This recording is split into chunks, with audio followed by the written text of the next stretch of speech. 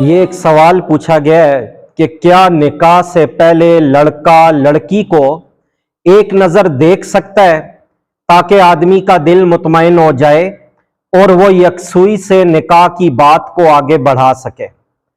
تو بھائی آپ کے سوال کا جواب یہ ہے کہ کسی جگہ نکاح کرنے سے پہلے لڑکے کا لڑکی کو دیکھنا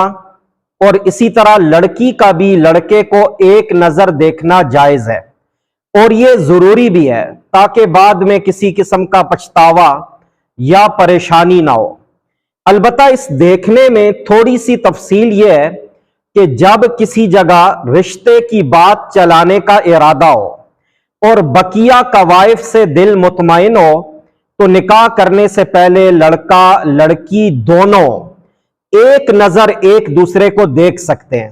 لیکن اس میں بھی 3 شرائط کا لحاظ لازمی ہے۔ نمبر 1 یہ کہ اس دیکھنے سے غرض بدنظری کرنا نہ ہو بلکہ نکاح کی سنت کی تکمیل مقصود ہو، اور نمبر 2 یہ کہ ایک ہی مرتبہ دیکھ لیا جائے،